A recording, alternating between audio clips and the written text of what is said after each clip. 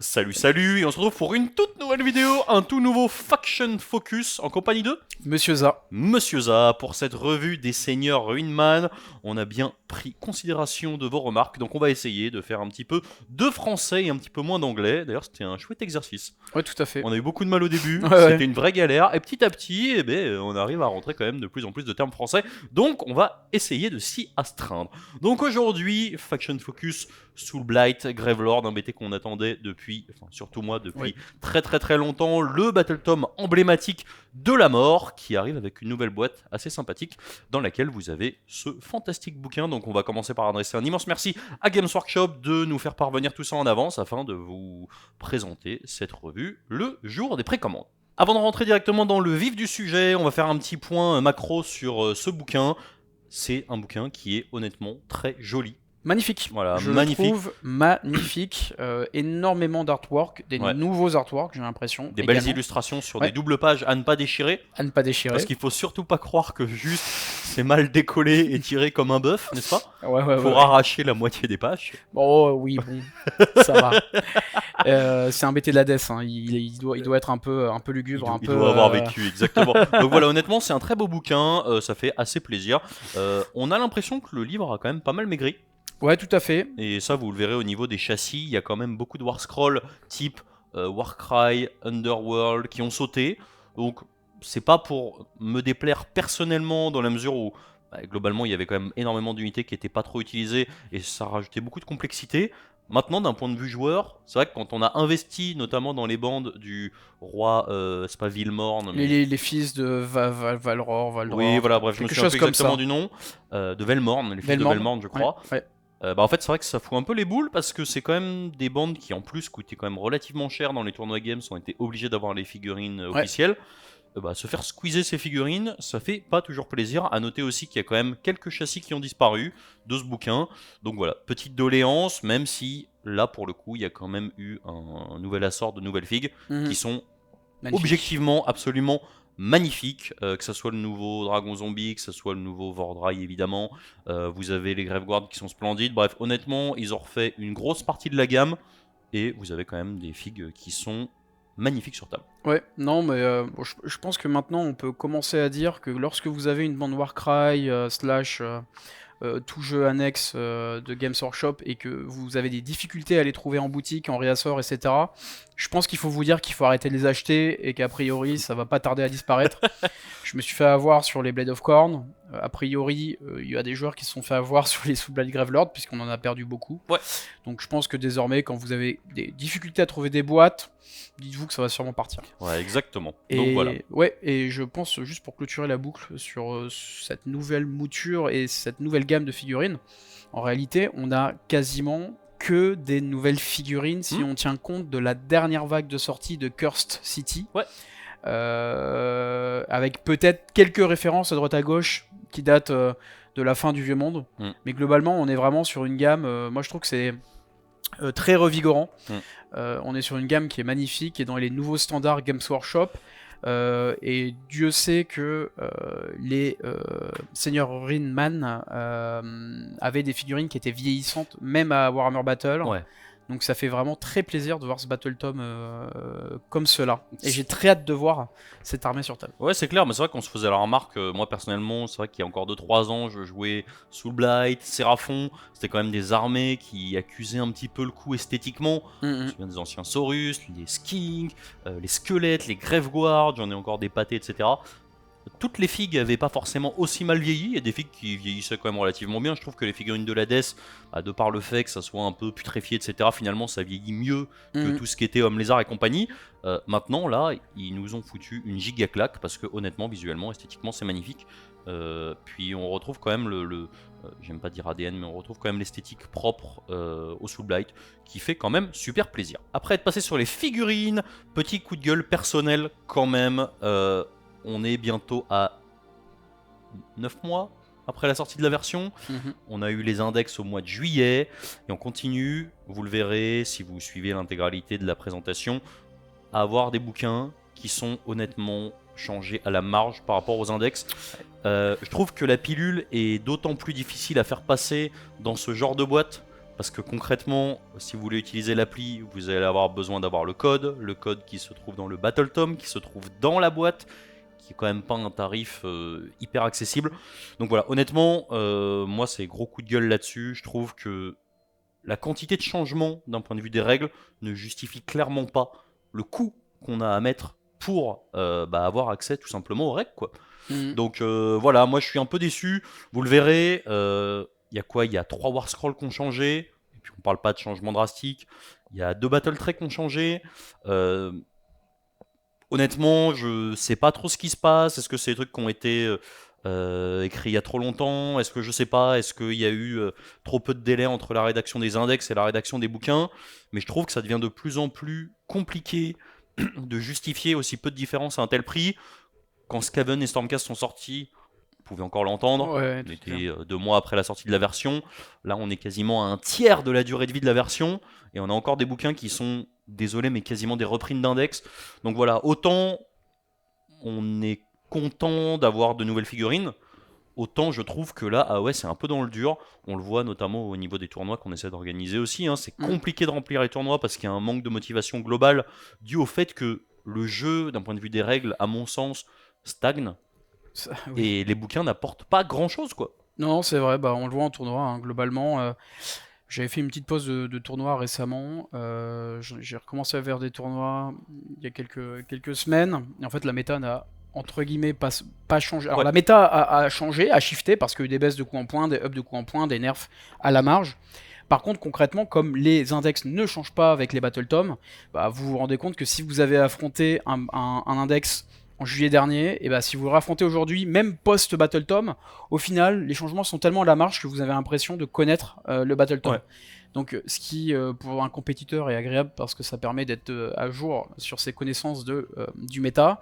Par contre, il est vrai que, comme tu le dis, quand on est sur des Battle Tomes à proche de la cinquantaine d'euros, Quand ils sont pas dans des boîtes. quand ils ne sont pas dans des boîtes qui sont à plus de 150 euros, c'est difficilement entendable. Et puis on a ce paywall de l'application qui rajoute au-dessus en fait un sentiment un peu de se faire avoir de la part de Games. Après, voilà, Games c'est un éditeur coté en bourse qui est là pour faire tourner une société et distribuer des dividendes. Mais voilà, on devrait pas vous dire ça, mais on peut pas vous encourager à autre chose que télécharger les index avant que ces derniers ne soient plus disponibles et noter les changements à la marge, parce que malheureusement, voilà, autant quand on est content de ce que fait Games, comme avec le Battle Scroll et compagnie, faut le dire, autant là, moi je trouve que, bah désolé, mais c'est pas normal, quoi. C'est pas normal, on peut pas avoir des bouquins avec aussi peu de changements qui sont tarifés de cette manière-là. Surtout, à la limite, si on avait accès, je trouve, à des codes, juste aux codes, pas forcément aux bouquins physiques, à un prix réduit, je pense que je serais le premier à être client. Autant là, on se retrouve derrière un paywall qui est un bouquin physique plus potentiellement une boîte entre guillemets collector, bah c'est compliqué. Voilà. Suite à cette petite gueulante, nous attaquons tout de suite les Battle Trails, les règles de faction qui ont, comme on l'a dit, pas toutes changé, mais certaines ont changé drastiquement le gameplay des Soulblight Gravelord. On va commencer tout de suite avec le site funéraire antique. Donc, il y a un nouveau décor de faction qui s'appelle le Sépulcre Maudit. Ces espèces de petits mausolées, exactement, que vous pouvez trouver dans les différents cimetières. Donc, effet, s'il y a un sépulcre maudit à mis sur le champ de bataille, vous pouvez placer jusqu'à 2 sépulcres maudits supplémentaires sur le champ de bataille. Le premier doit être placé à plus de 3 pouces des unités, objectifs et autres éléments de terrain. Le deuxième doit être placé entièrement hors du territoire ennemi et à plus de 3 pouces des unités, objectifs et autres éléments de terrain. Note des concepteurs, le sépulcre maudit originel est placé à l'étape 1 de la phase de déploiement en utilisant les aptitudes déploiement de terrain de faction. Cette aptitude vous permet de placer 2 autres de ces terrains à l'étape 3 de la phase de déploiement après que les armées se sont déployées. Donc, on comprend, on revient un petit peu à quelque chose qui était proche des fosses communes qu'on avait avant, et on a la fin du rip-hop et du pop des Soulblight Gravelord à travers tous les décors de la table. Qu'est-ce que t'en penses? Eh bien, j'en pense que c'est extrêmement bien, parce que je n'ai jamais été un grand joueur de Seigneur Ruinman. Par contre, j'en ai affronté un paquet, et mon sentiment sur le dernier index, plus que les fosses communes, c'est que l'index était très frustrant à affronter parce que beaucoup trop permissif. Le fait de pouvoir faire revenir des unités à 3 pas / 9 pas, dépendamment du séquencing de la séquence, et à côté de n'importe quel décor. C'était que les décors, hein, corrige-moi, mais c'était beaucoup trop frustrant parce que beaucoup trop permissif. Bah, il y en avait 2 par quart de table. Ouais. Ça, pour le coup, maintenant, c'est templété, c'était pas le cas avant. En fait, ça voulait dire qu'on pouvait venir à peu près partout, quoi. Ouais, c'est à peu près ça. Et donc, concrètement, c'était super frustrant parce que en fait, on se sentait désarmé face aux joueurs. Un peu comme quand tu joues contre moi, finalement. Oui, c'est ça. Complètement désarmé, quoi. Non, mais on se sentait désarmé parce qu'en fait, peu importe les choix que nous pouvions prendre, on se faisait forcément punir parce que c'était beaucoup trop permissif. On ne pouvait rien faire. Si on quittait nos objectifs, on se les faisait reprendre. Si on restait dessus, eh bien, en fait, le joueur Seigneur Ruinman. Tu peux dire Soul Blight, hein, Ouais, c'est autorisé. Ouais, Soul Blight, c'est autorisé. Bah, en fait, simplement, il restait sur ses acquis, il faisait ses tactiques avec ses unités, donc c'était très très très frustrant. Moi, je suis très content de voir arriver cette mécanique. Parce que les figurines, je les trouve très belles. Je trouve que ça va rajouter un peu à l'ADN, l'esthétique de l'armée. Au-delà de ça, on peut jouer avec, c'est-à-dire qu'en tant qu'adversaire, on va pouvoir les détruire, puisque ce sont des terrains de faction. Et le fait d'en avoir un avant la phase de déploiement, puis de les mettre après le déploiement pour les 2 autres pièces, ça laisse quand même de la latitude pour le joueur Soul Blight qui va pouvoir vraiment réagir au déploiement adverse. Donc je suis très très content. Ouais, honnêtement, c'est pas mal. C'est vrai que moi, autant je trouvais ça fort de passer des fosses communes au décor, parce qu'on pouvait venir absolument partout, autant je trouvais ça beaucoup moins intéressant, parce que, mine de rien, le placement des fosses communes, quand on jouait Soul Blight de manière assidue, c'était le premier choix monstrueux de début de partie. Mal placer ces fosses communes, ça voulait dire ne pas y avoir accès. À noter qu'avant, on pouvait aussi revenir avec les héros. Mais surtout, les fosses communes, ça pouvait se bloquer. Ouais. Là où bloquer 8 décors sur la table, surtout avec un jeu où la plupart des unités ont pris en points, ça veut dire qu'on en a moins sur table, c'était impossible. Mais c'était impossible, Voilà, et c'était très frustrant. Je parle même pas des terrains de faction. Donc voilà, honnêtement, plutôt un bon changement. Le pendant de ça, c'est que on va être obligé d'acheter des décors. C'est un petit peu vrai. C'est un petit peu vrai, mais quand c'est des décors qui sont utiles, moi ça me va. C'est vrai que toi qui adores peindre, pour le coup tu vas pouvoir peindre facilement des nouveaux décors utiles. Et donc tu es très heureux. Non mais voilà, c'est quand même le pendant de ça, c'est qu'on se retrouve un petit peu, je trouve, à l'instar des Sylvanettes, à avoir un décor qui est, je vais pas dire obligatoire, mais pas loin en tout cas. Voilà. Ouais, je dirais quand même bien obligatoire. Ouais. Voilà, donc ensuite, phase de déploiement, choisissez une unité de racle-mort ou de marche-mort ami qui n'a pas été déployée. Placez une unité en réserve dans la tombe. Elle est à présent déployée. Vous ne pouvez pas placer plus d'unités amies dans la tombe qu'il y en a sur le champ de bataille. Ça va pas changer. On déploie en fausse pendant la phase de déploiement. Ce qui a changé, c'est ce qui arrive. Les morts se lèvent. Choisissez une unité amie qui est dans la tombe. Placez l'unité entièrement à 6 d'un sépulcre maudit ami et à plus de 9 des unités ennemies, ou entièrement à 6 du bord du champ de bataille, entièrement dans votre territoire et à plus de 9 des unités ennemies.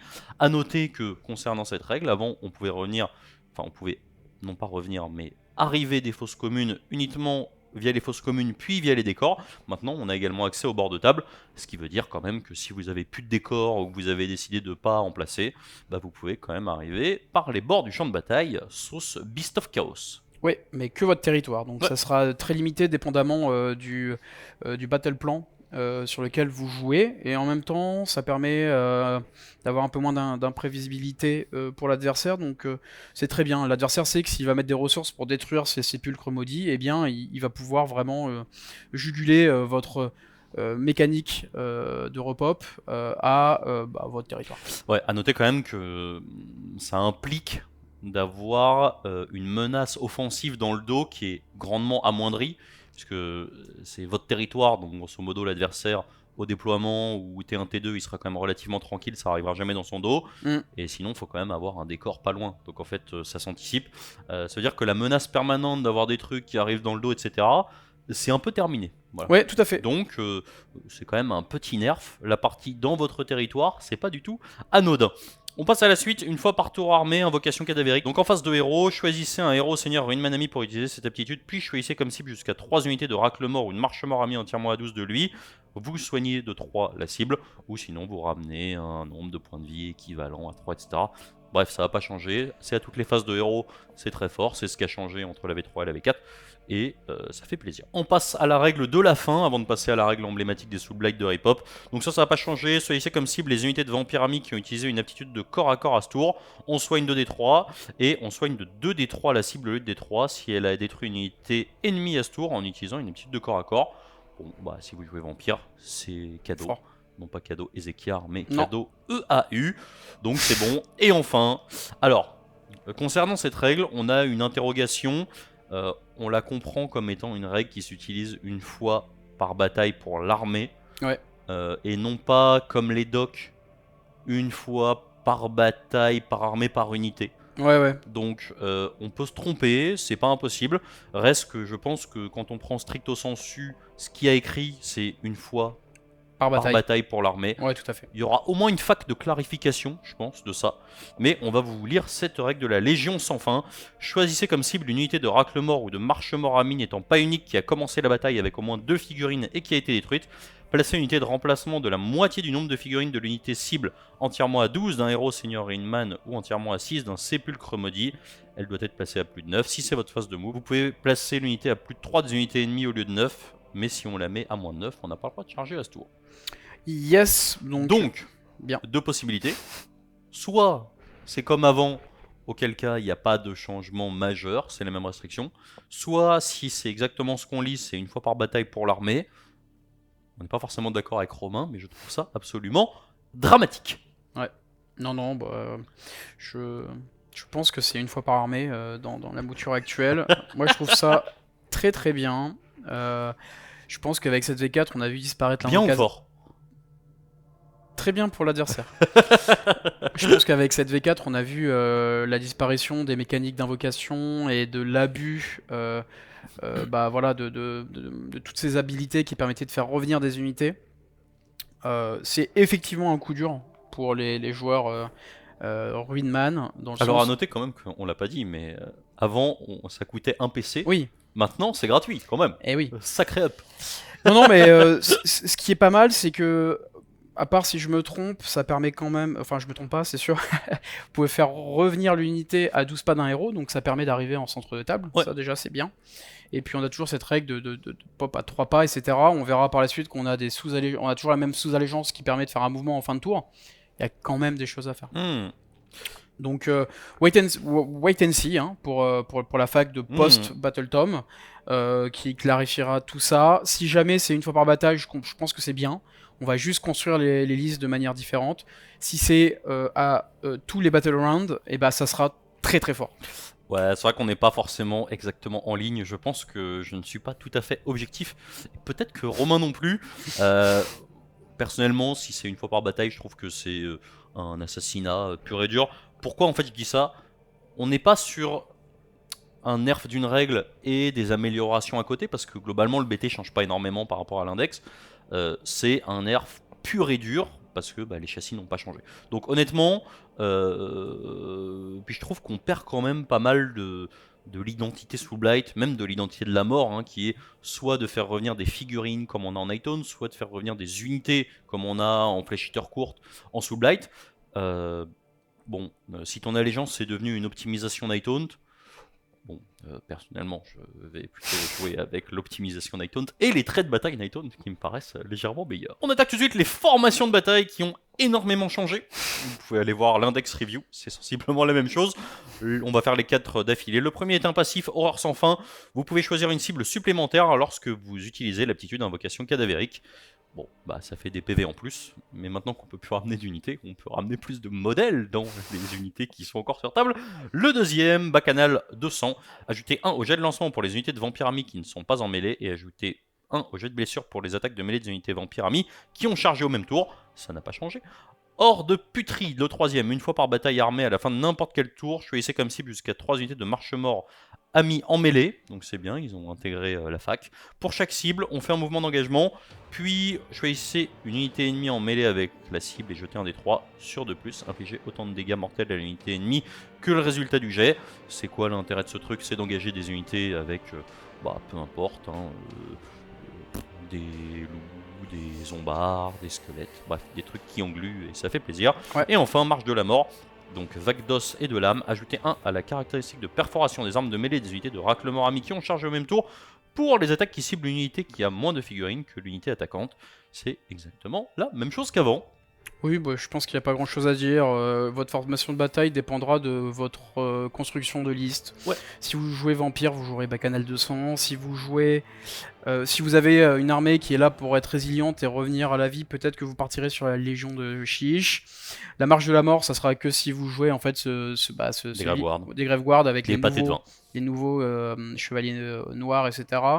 Et puis la Horde Putride qui, à mon sens, est si vous ne jouez pas vampire, la meilleure. Ouais. Qui est très très forte parce que vous allez en fait engluer avec vos loups, etc. Et vous avez petit à petit entre vos doubles pilines, le piline de combat puis le piline de fin de tour, bah, vous allez pouvoir aller grapper et venir sur les objectifs, bloquer des unités. J'ai dit une petite bêtise d'ailleurs sur Horde Putride, j'ai parlé des squelettes parce que je suis pas parfait sur les traductions, mais Marche Mort c'est Deadwalker, donc ça veut dire zombie, Direwolf et compagnie. Ouais. On attaque les traits héroïques qui n'ont pas changé d'un iota. Le premier, Seigneur Cinglant. Choisissez comme cible une autre unité de Seigneur Ruine Manami à portée de mêlée de cette unité, donc grosso modo à votre face de héros. Vous vous déplacez de D6 sur un de plus l'unité cible, et si elle est en mêlée, elle a le droit de faire un mouvement d'engagement. Le deuxième, on prend des unités de Racle-Mort ou de Marche-Mort Ami, de 2 figurines ou plus entièrement à 12, on rajoute D6 au score de contrôle. Et enfin, passif Saccageur Dérangé, vous pouvez relancer les jets de charge pour cette unité à votre phase de charge. Bref, tout ça pour dire que ça n'a pas changé. Donc ça rentre un petit peu dans les doléances qu'on mentionnait tout à l'heure. Et bah c'est sensiblement la même chose et c'est un peu triste. On attaque tout de suite les artefacts de pouvoir qui constituent le plus grand changement de ce tome de bataille, puisqu'ils synergisent avec les nouveaux décors, et en plus il y en a qui changent un petit peu. Le premier, Pendule Terminus. Et oui, c'est un nouveau, et il est très cool. Jetez un dé sur 3+, jusqu'au début de votre prochain tour. Donc autant dire que c'est monstrueux. Soustrayez 1 au jet de lancement pour les sorciers ennemis tant qu'ils sont à 18 de cette unité. Ouais, bah 18 c'est bien parce que c'est une bonne portée. 3+, ça fait que vous l'aurez la majeure partie de la partie. Vous le faites à chaque phase chacune de vos phases de héros. C'est très très fort parce que dans cette V4, on s'est rendu compte que les sorciers avec des bonus à l'incantation se faisaient rares. Ouais. Et donc, avoir un malus de -1 quand vous n'avez pas de bonus, et bah vous avez -1. Et ouais. Et lancer des sorts quand vous avez -1. Et puis -2 au tour adverse. Ouais.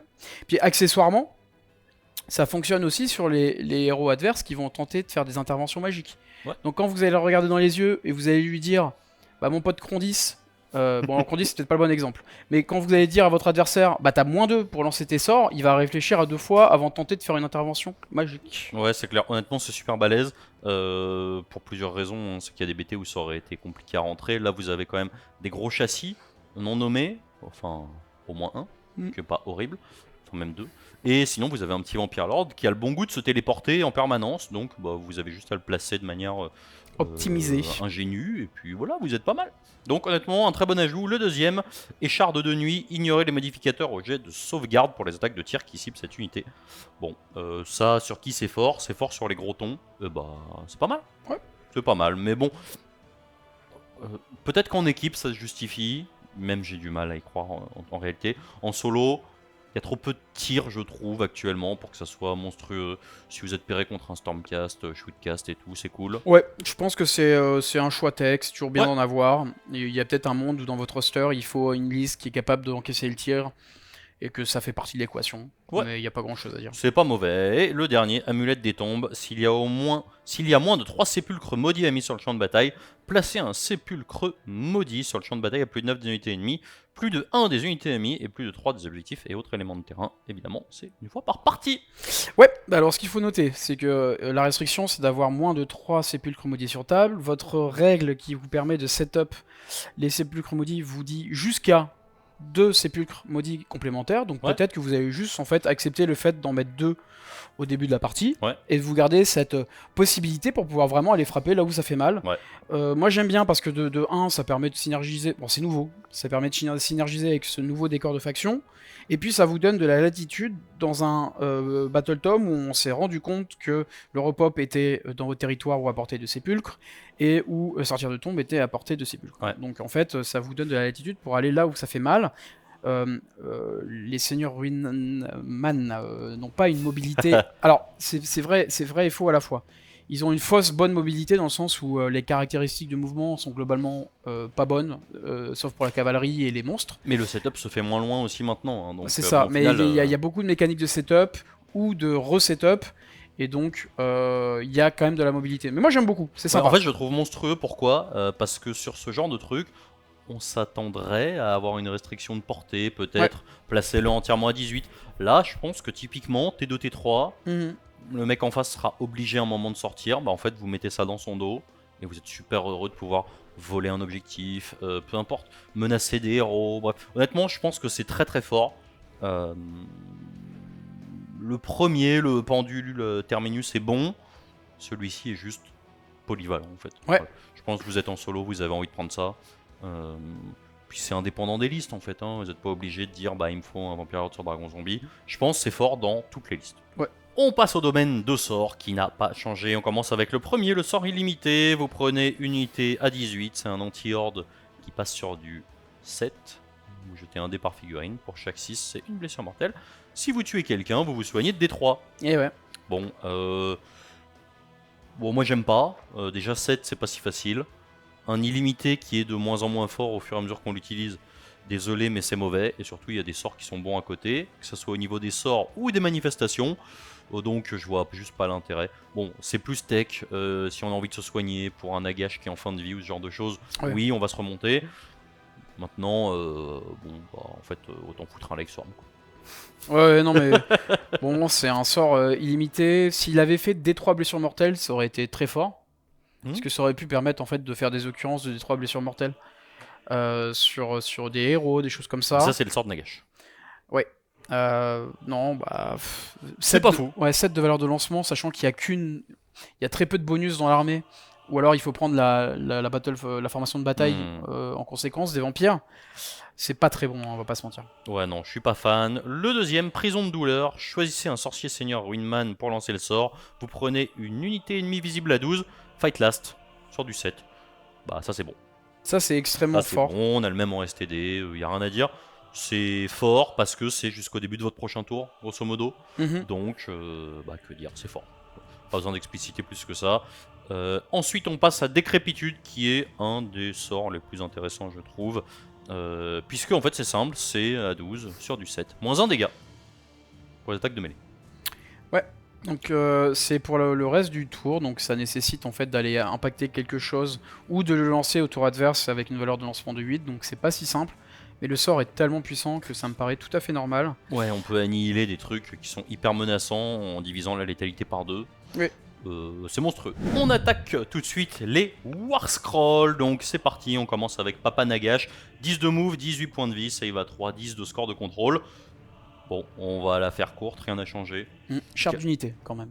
Pardon, excuse-moi, je te voyais circonspect. Donc plus 2 au lancement des sorts tant qu'il n'a pas fait de fiasco, etc. La main de poussière qui n'a pas changé. L'invocation de Nagash, on prend une unité entièrement à 18, soit c'est une unité amie, on ramène des modèles, soit c'est une unité ennemie, on met des BM. A noter que ça ne permet pas de soigner Nagash, bien évidemment. Bah ouais. Et surtout, une fois par bataille, bah du coup ça c'est devenu fort, hein, puisqu'on n'a pas ça ailleurs. Choisissez comme cible l'unité de la mort amie qui n'est pas héros ni unique et qui a été détruite. Placez une unité de remplacement identique à la cible, entièrement à 12 de cette unité et à plus de 9 des unités ennemies.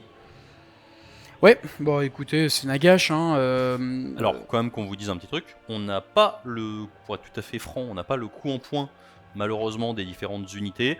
Donc, en fait, le problème de Nagash, c'est le problème d'Archaon, c'est le problème de tous ces tons. Ça vaut super cher.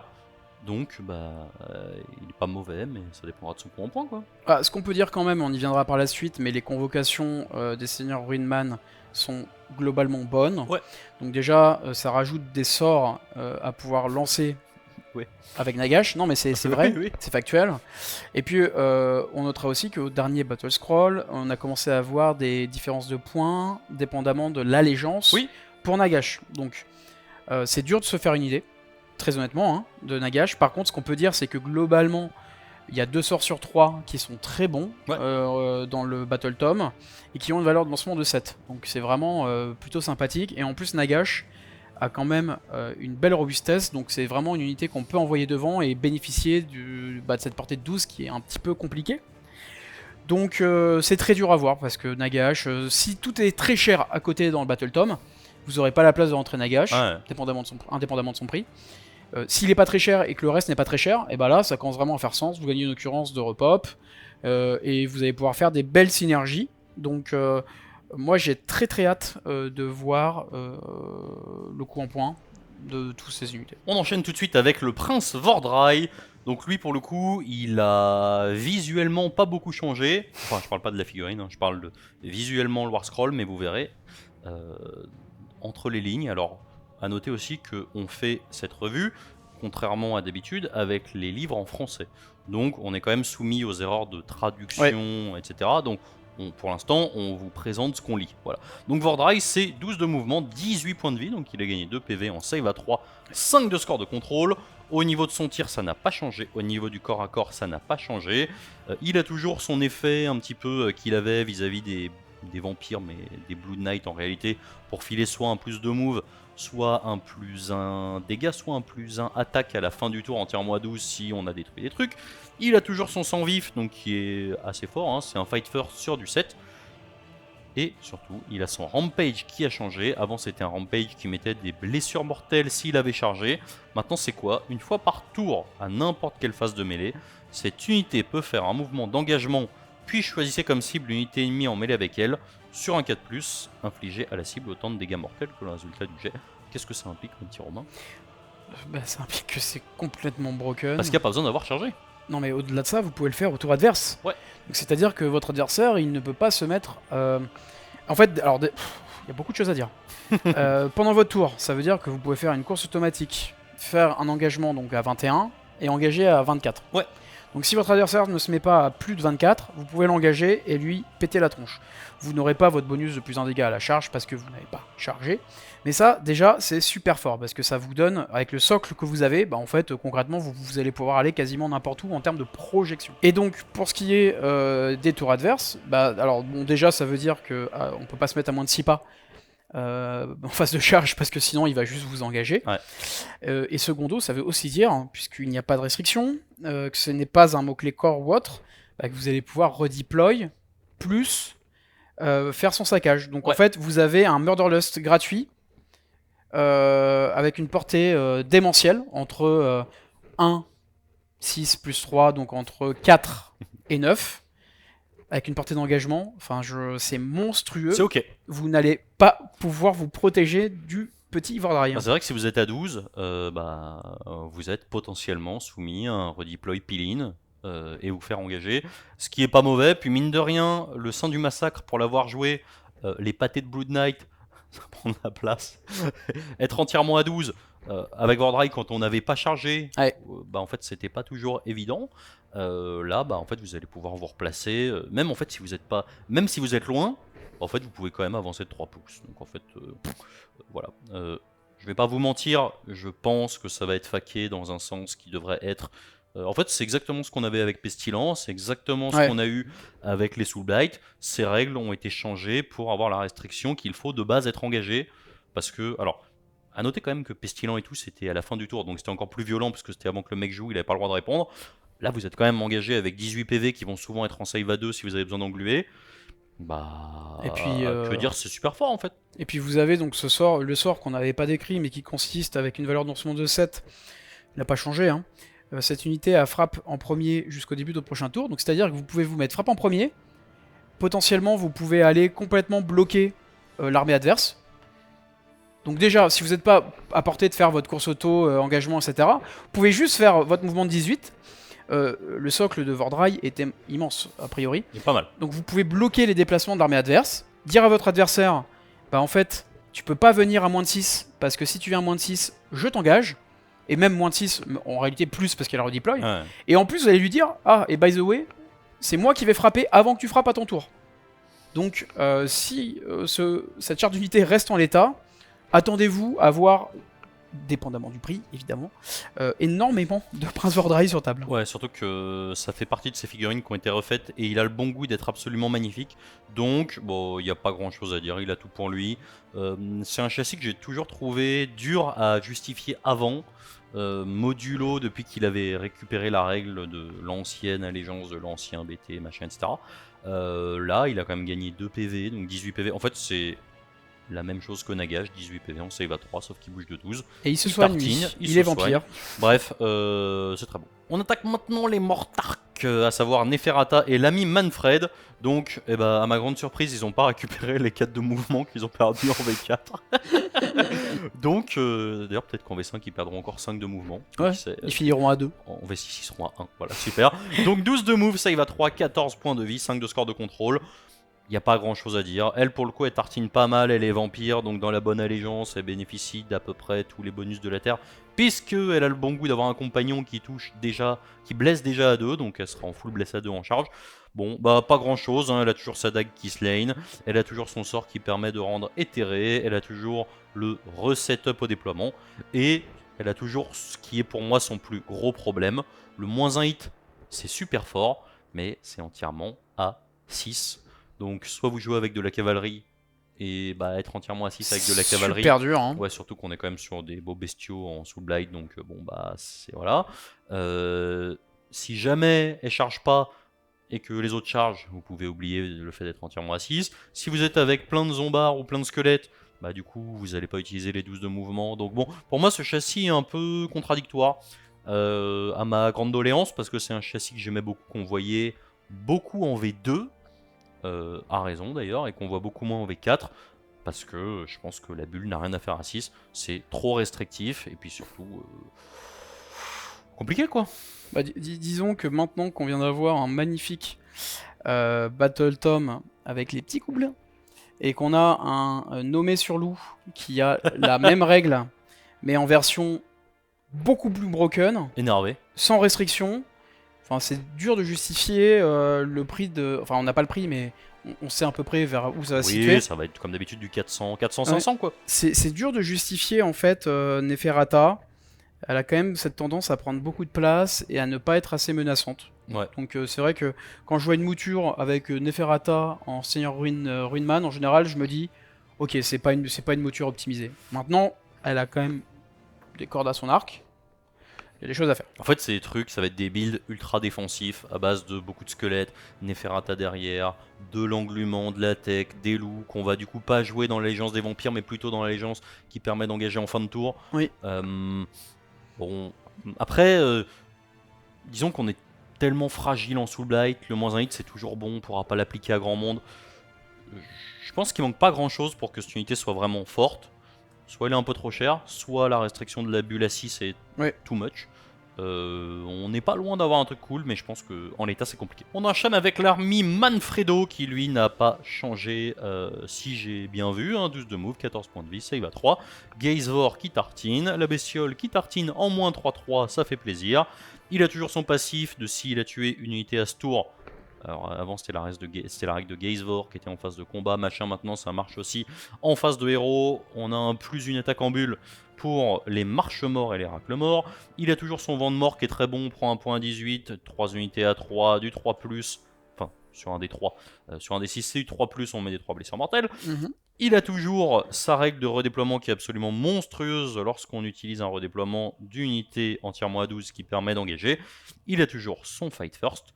Et puis voilà, sur ce niveau 2, que dire, il était bon, il est toujours bon, voilà, le redéploiement c'est toujours monstrueux. Oui, ça punit, en fait, ça va contre les joueurs très expérimentés, ça va le forcer à faire des mouvements très prudents. Contre des joueurs plus expérimentés, ça va simplement vous faire gagner instantanément la partie. Donc c'est des mécaniques qui sont extrêmement puissantes, qui en plus sont très dures à contrer désormais que le redéploiement se fait en fin de tour. Il n'y a que les armées qui peuvent annuler en fait les command ability qui arrivent à contrer un peu Manfred. Il va le synergiser avec... Il charge de 3d6, mais bon, c'est tout quoi. C'est ça, il va synergiser avec toute cette gamme là de Graveguard, etc. Puis il est bon en fait, parce que c'est un choix tech défensif, c'est aussi un choix tech offensif, parce que plus une attaque en bulle, c'est pas négligeable. Et en plus de ça, lui, alors bon, moi j'ai jamais réussi à le faire cogner, mais il y a des gens qui arrivent à lui faire mettre 10-15 dégâts, parce qu'on a quand même 5 attaques en moins 3-3. C'est énorme. 5 attaques en moins 3-3, ça peut faire des blagues. C'est plus que Drorgar. Oui, Dorgar, le gros nul du chaos. Donc voilà, que dire.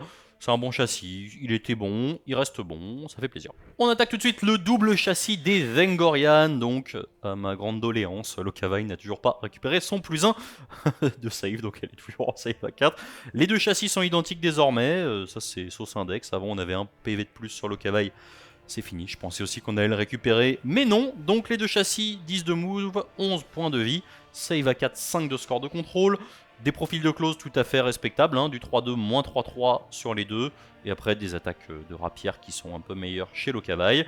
Au niveau du passif des deux côtés, c'est moins 1 perfo pour les unités avec lesquelles on est engagé en mêlée. On a un sort côté Locavaille qui rajoute des 3 attaques sur des attaques de compagnons. On n'a pas de sort côté Vengorian. Et grosso modo, ce qu'il faut noter, c'est qu'on a des rampages qui sont un petit peu différents. Le Vengorian est un anti-horde très bon, honnêtement. Hein, c'est du 5+, en anti-horde, c'est meilleur que le sort illimité. Et Locavaille, c'est des dégâts en fonction des points de vie de la bestiole.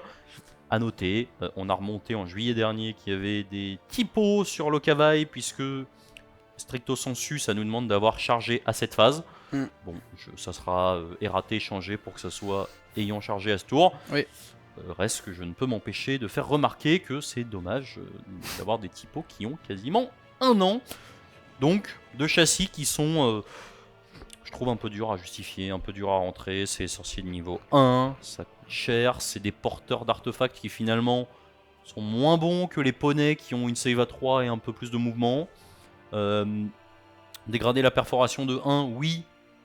Et globalement, quand on a une armée qui a une mauvaise sauvegarde et qui va plutôt miser sur des wards à 5, bah, c'est pas fou. Qui plus est, quand on a soi-même une sauvegarde à 4 qui était à 3 avant, bah, en fait, ok, bah, vous allez quand même avoir des sauvegardes à 4 même s'il est perfo 1.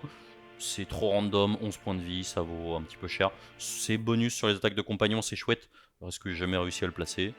Bon, c'est un manque de talent, ça. Non, oui, mais très certainement. Bon, en fait, sur le papier, ils sont pas mauvais. Oui. Maintenant, moi j'aime bien de pair avec d'autres monstres. Avoir le coup en point, c'est toujours pareil. On a ce trade à faire. Enfin, très factuellement, ce ne sont pas des mauvais châssis d'unité. Non, c'est pas des mauvais châssis. Maintenant, quand à côté on a des Manfred et potentiellement pour les versions non nommées, des mecs sur poney qui bougent mieux, qui tankent mieux.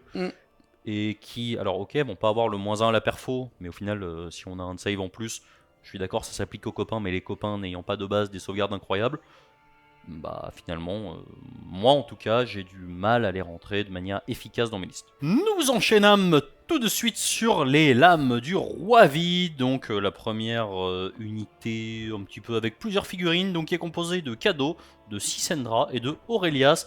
Au niveau des châssis de corps à corps, c'est pas mauvais, mais c'est pas le but principal de cette unité. Sinon, c'est 6 de move, 6 points de vie, save à 4, 2 de score de contrôle. Elle a un sort, donc Vengeance ou Salut. Cette unité peut lancer ce sort tant que son cadeau Ezekar est sur le champ de bataille. Choisissez comme cible une unité visible et à 12 de cette unité. Si la cible est une unité ennemie, des 3 blessures mortelles. Si la cible est une unité de racle-mort ou de marche-mort ami, -1 pour être blessé en mêlée. C'est pas mauvais. À votre phase de héros, vous avez une aptitude tant que son Aurelias est sur le champ de bataille. Choisissez un des effets suivants à appliquer pour le restant du tour. Ajoutez 1 au niveau de puissance de cette unité, ou à chaque jet de lancement pour cette unité, vous pouvez relancer un DD. DD. Et ouais. Tu te souviens de DD? Ouais, DD. Et à n'importe quelle phase de mêlée, cette unité peut utiliser cette aptitude tant que son cadeau Ezekar est sur le champ de bataille. Choisissez un des effets suivants à appliquer pour le restant du tour. Ward à 5 ou l'espadon de Ezekar de cette unité à crit mortel. Moi, je trouve cette unité extrêmement fort, et toi pas trop. Est-ce que tu peux m'expliquer pourquoi? Non, mais on n'a pas les coups en point, mais c'est à mon sens une des unités les plus fortes de ce Battle Tome. Ouais. Pourquoi? Alors déjà, on a des modèles avec 6 PV, sauvegarde à 4, ward à 6, ward à 5. Ce qui est plutôt très honnête, mot-clé vampire, donc synergie avec la battle formation qui permet d'avoir +1 à la valeur de lancement des sorts, etc., +1 blessure. Ce qui est moins honnête, c'est qu'on a pu cadeau tout seul.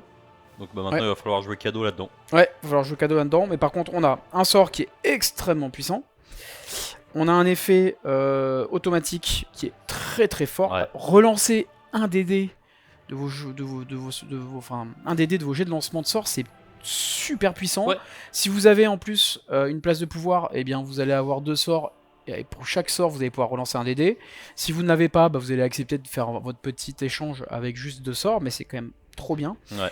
Avoir le coup, en fait, en réalité, pour moi, ce qui conditionne cette unité, c'est le coup en points. Que nous n'avons pas, mais à moins de 250, je pense que je le mets dans probablement toutes mes listes. Ouais, honnêtement, c'est bon. C'est un chouette tech. Le -1 pour être blessé, c'est monstrueux. C'est pas compliqué dans l'armée d'aller chercher une Ward à 5 la plupart du temps. On est quand même sur des bons tarpites, donc voilà, Ward à 5, -1 pour être blessé. On a des unités qui sont relativement offensives. Honnêtement, c'est solide. On va passer à Sekar, le croc de Nulamia, la pote de Neferata. 6 de move, 6 points de vie, save à 3, 2 de score de contrôle. Profil de corps à corps avec 5 attaques en 3-3, -1 de crit de touche, 3 attaques en 4-3, -2 des 3 attaques de compagnon. Une fois par bataille à n'importe quelle phase de mêlée, choisissez comme cible toutes les unités ennemies qui sont en mêlée avec cette unité. Cette unité ne peut pas utiliser l'aptitude agilité serpentine pour le restant de la bataille. On jette 2d6 pour chaque cible. Si le résultat est supérieur à la caractéristique de mouvement, on met la différence en blessure mortelle. Et son agilité serpentine, c'est quoi? C'est si le jet de touche non modifié par une attaque qui cible cette unité est 1 à 4, l'attaque échoue et la séquence d'attaque se termine. Notez que ça marche au corps à corps et au tir. Et enfin, elle a un petit sort, on prend une unité ennemie visible à 12, valeur de lancement de 7. Jusqu'au début de votre prochain tour, tant qu'elles sont entièrement assises de cette unité, les unités Soulblight Gravelord d'Ami ne peuvent pas être choisies comme cible d'aptitude utilisée par les cibles qui ne sont pas des aptitudes de corps à corps. Ouais, bon, c'est pas terrible quand même. Non mais le problème c'est qu'il y a une portée de 12, en plus faut être entièrement à 6. C'est un sorcier de niveau 2. Oui d'accord, mais ce que je veux dire c'est que en tout cas le sort, sur le papier a l'air très bien, mais en réalité, bon... Non. C'est quand même pas dingo. Faut être à 12. Ouais. Bon, c'est une bulle, bon. Très honnêtement, étant donné que en fait, sur la page de gauche, vous avez un War Scroll qui est bien meilleur, que ça soit en nombre de PV, pour la même mobilité, en dégâts, pour les dégâts, pour ce que vous voulez. Enfin, je veux dire, sorcier niveau 2 aussi, potentiellement, j'ai un peu de mal à comprendre l'intérêt de ces cartes. Ouais, puis en fait, c'est toujours la même chose, c'est chouette de pouvoir être touché que sur du 5-6, mais pas quand on a 6 PV. En fait, bah, en fait c'est ça. 6 sur PV, un truc qui a 15 PV, oui, go. Rien à voir avec la SNCF. Mais par contre, quand on a 6 points de vie, en fait, tu prends une attaque dégâts 4, t'es quasiment wipe en fait. Et puis bon, quand on touche à 5, c'est pas non plus abominable. Ouais. Donc bon, voilà, puis ça va se faire saturer. Il y a du crit mortal dans le méta. Bon, honnêtement, Non mais faut voir en fait, si ça vaut, je dis une énorme bêtise, hein, mais si ça vaut 140 points, bon bah on a un sorcier de niveau 2 pour 140 points. Ce qui est même pas le coup d'un nécromancien, donc personne n'y croit quoi. Ouais, mais... Donc oui, bien sûr. Mais voilà. On va passer maintenant aux deux versions de Radudu, Radukar le loup et Radukar la bête. Donc Radukar le loup, 6 de move, 7 points de vie, save à 4. Radukar la bête, 8 de move, 12 points de vie, save à 4, 5 de score de contrôle. Radukar le loup, qu'est-ce qu'il a à votre phase de héros? Vous avez un sort jusqu'au début de votre prochain tour. Vous pouvez relancer les jets de charge pour les unités d'infanterie de Seigneur Ruinmanamit tant qu'elles sont entièrement à 12 de cette unité. C'est très fort, il n'y a pas à dire. Et il a toujours son petit passif. S'il a chargé à ce tour, pour le restant du tour, +1 à la blesse pour les unités Racle-Mort et Marche-Mort entièrement à 12.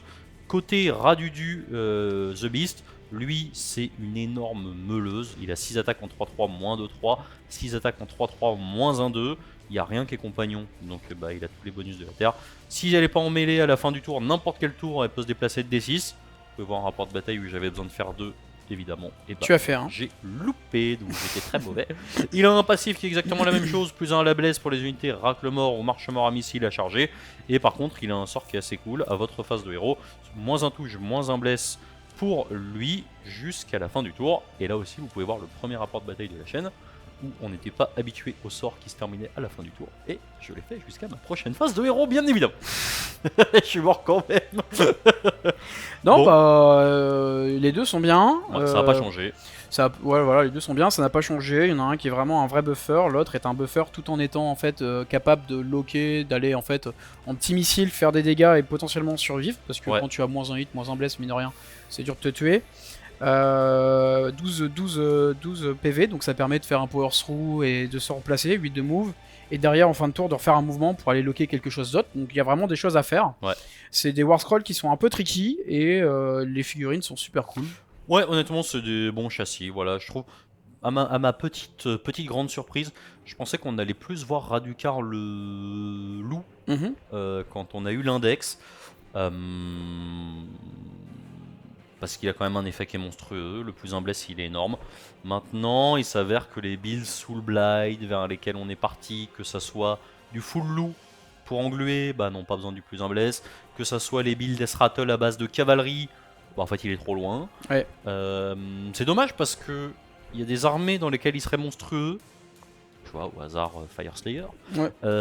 Mais il trouve pas trop sa place. Voilà.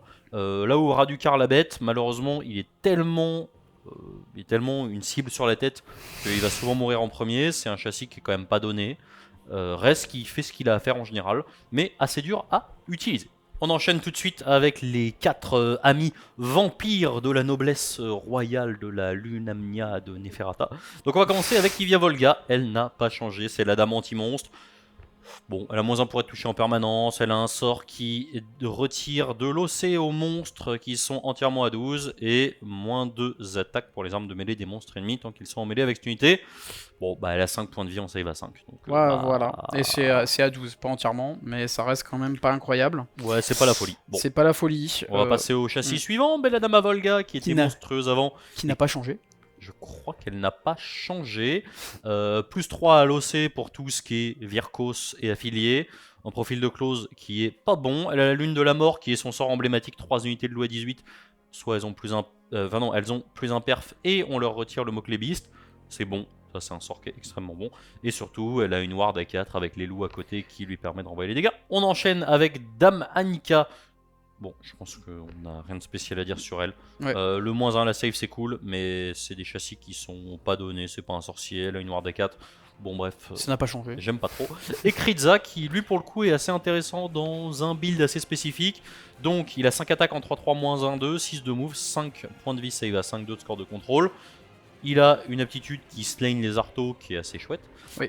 Pourquoi elle est chouette? Parce qu'en plus, elle est en phase de mêlée et ça s'ordonnance très bien avec l'autre aptitude, qui est de dire que si elle est en mêlée au début de la phase de combat, cette unité sur un 3+, elle peut faire un repli comme si c'était la phase de mouvement sans subir les blessures mortelles. Alors dans quel build ce personnage est cool? Il est cool avec Manfred, puisqu'en fait ça va vous permettre de redéployer, d'engager. L'unité en face du coup n'aura pas chargé, donc elle sera éligible uniquement en phase de combat si elle est engagée.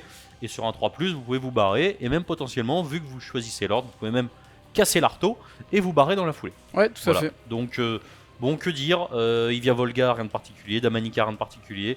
Belladama qui est assez cool dans les builds à base de Virkos, d'englument, dans les listes qui vont aller faire des mouvements hors phase en fin de tour, bouger des 3 mètres des BM englués. Et Kritza dans une optique de liste spécifique. Bon, c'est pas les nommés de l'année. On enchaîne avec le Seigneur Vampire sur Coursier de Cauchemar. Donc une très bonne entrée, 12 de move, save à 3, 7 points de vie, 2 de score de contrôle, qui tartine dur au corps à corps, 5 attaques en 3-3, -2, charge plus 1 dégât. Et son cher destrier qui tape comme une huître. Donc il a une aptitude assez sympathique. Déjà, à n'importe quelle phase de mêlée, il peut prendre une unité de Chevalier de Sang qui a chargé à cette phase et qui est entièrement à 12. Lui rajouter 1 à la caractéristique d'attaque des armes de mêlée de Templier. Donc ça c'est assez chouette, hein. C'est les attaques de lance, ça tartine. Et enfin, son aptitude, alors qui n'est pas évidente à capter mais qui est quand même assez chouette. Grosso modo, lorsque lui a déclaré une aptitude de charge, vous pouvez décider de relancer son jet de charge. Puis avant de faire le mouvement de charge, vous pouvez prendre une unité de Chevalier de Sang entièrement à 12 qui pourra charger dans la foulée et aura le droit à une relance. Ce que ça veut dire, c'est que déjà, vous allez pouvoir faire 2 contre-charges.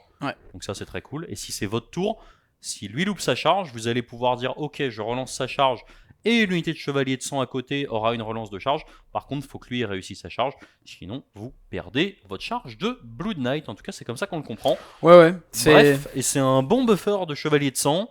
C'est un très bon châssis et c'est un très bon candidat de porteur d'artefacts. Exactement. Bon, bah écoute, je vais partir parce que tu as tout dit.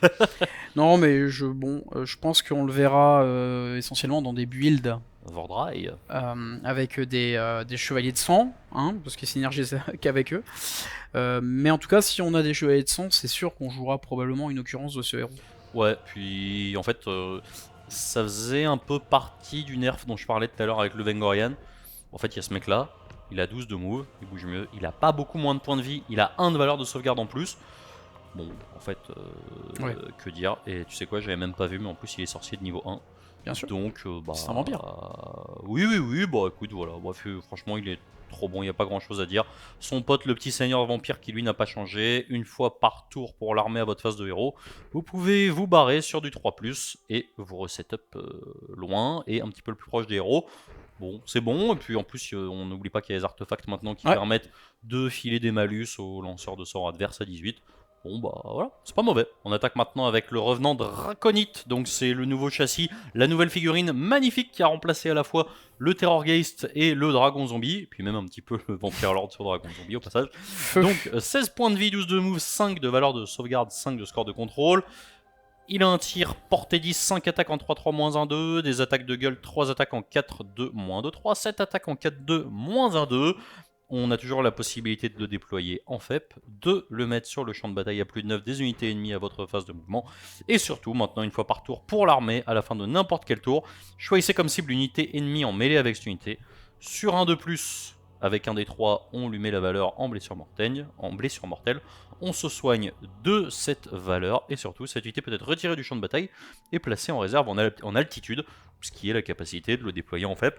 Bon, grosso modo, vous allez venir sur table, repartir.